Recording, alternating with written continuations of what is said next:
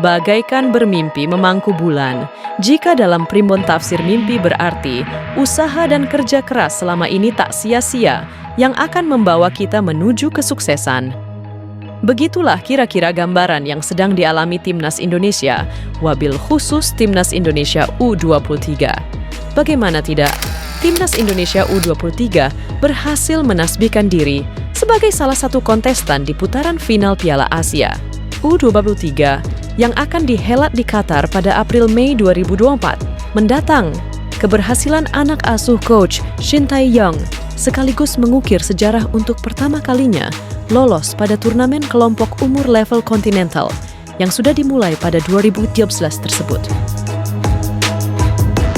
Kepastian kelolosan Timnas Indonesia ini didapat setelah menjadi juara grup K kualifikasi Piala Asia U23 2024 dengan menuai 2 kemenangan tanpa kebobolan. Tim Merah Putih secara total mengemas 11 gol, dengan perincian 9 gol disarangkan ke gawang Taiwan dan 2 lainnya saat bertemu Turkmenistan.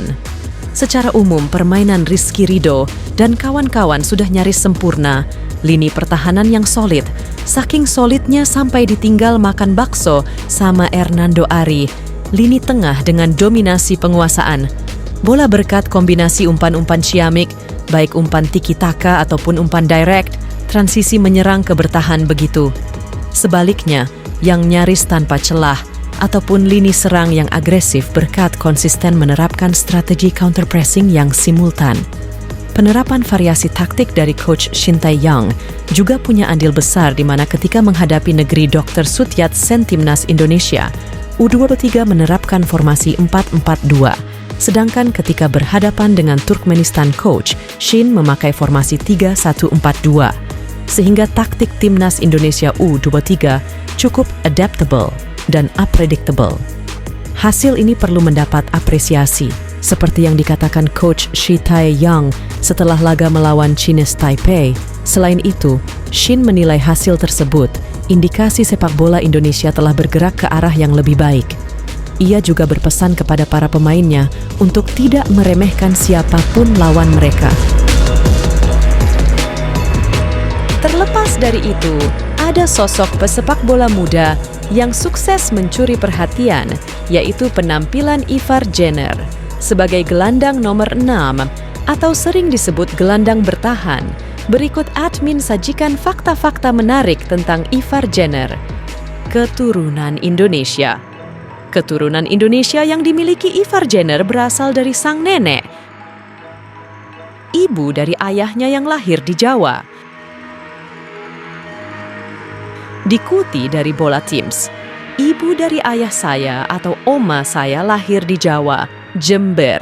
Jadi ayah saya setengah Indonesia dan saya seperempat Indonesia, ujar Ivar.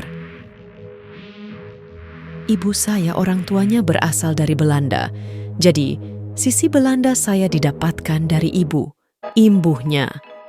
Awal karier, Ivar Jenner harus melalui jalan berliku untuk bisa sampai ke tempat yang dicapainya saat ini. Olahraga sudah menjadi aktivitas yang digeluti sejak balita. Selain itu, karier sepak bola Ivar Jenner tak lepas dari peran sang ayah yang mendaftarkan di Talent Day di Ajax. Waktu berusia 4 tahun, saya mulai bermain sepak bola di IJFC, klub di Ijsselstein. Saya bermain di situ sampai umur 10 tahun, ucap Ivar Jenner.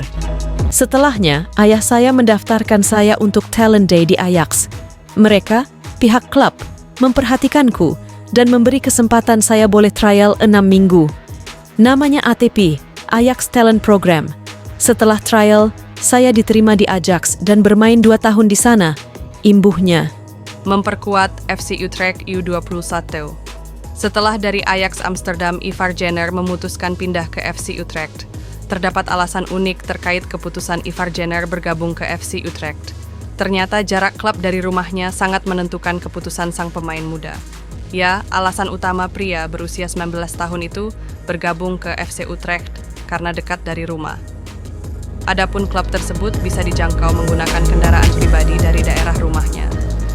Saya memutuskan untuk pindah dari Ajax Setelah itu datang FC Utrecht dan PSV Eindhoven. Pada akhirnya, saya memilih FC Utrecht karena klubnya dekat dengan tempat tinggal saya, ujar Ivar. Saya tinggal di Ijsselstein. 20 menit menggunakan skuter ke klub, sambungnya kemudian. Setelah 4 tahun mengasah ketangkasannya dengan Utrecht Youth, ia memperkuat FC Utrecht U17 saat usianya menginjak 16 tahun di 2020. Pada tahun 2021, Ivar kembali naik menuju FC Utrecht U18 saat usianya 17 tahun. Setahun berselang, ia naik kembali untuk memperkuat Utrecht U21 dan bermain di divisi kedua Liga Belanda pada tahun 2022.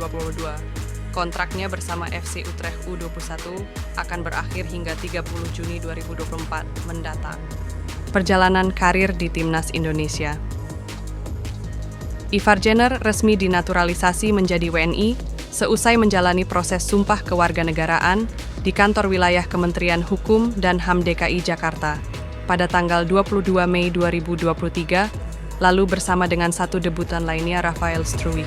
Ivar Jenner menjalani debut di Timnas Indonesia saat melawan Palestina pada FIFA Matchday 2023 di Stadion Gelora Bung Tomo, GBT. Ivar Jenner yang berposisi gelandang masuk pada menit ke-71, menggantikan Ricky Kambuaya.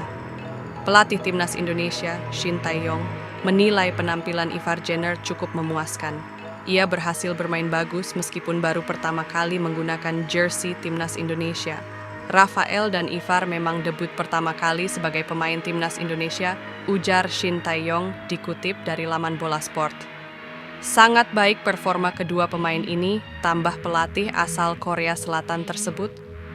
Shin Tae-yong merasa bangga terhadap semangat Ivar Jenner yang telah datang jauh-jauh dari Belanda untuk membela tim Garuda. Puncaknya, Ivar Jenner melesakkan gol dari tendangan jarak jauh ke gawang Turkmenistan U23.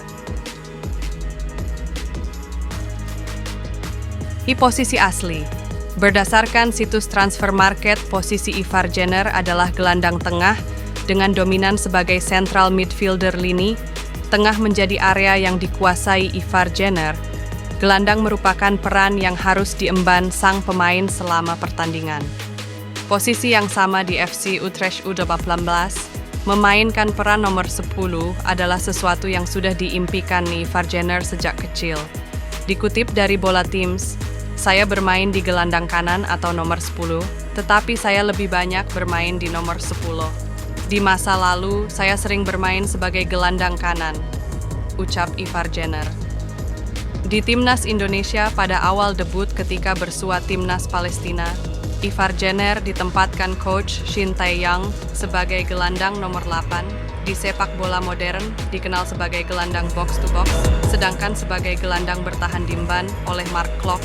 Namun ketika di level usia, Jenner ditempatkan sebagai gelandang no 6 dengan fungsi di sepak bola modern dikenal sebagai deep line playmaker, seperti peran yang dia mainkan oleh Pep Guardiola, Andrea Pirlo ataupun Xabi Alonso ketika masih aktif menjadi pemain.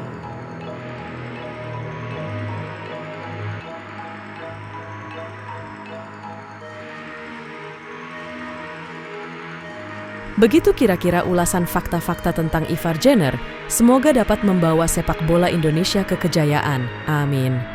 Menurut Manunggal Lovers, siapa lagi pesepak bola keturunan yang akan dinaturalisasi lagi oleh PSSI dan yang cocok untuk kita ulas ya?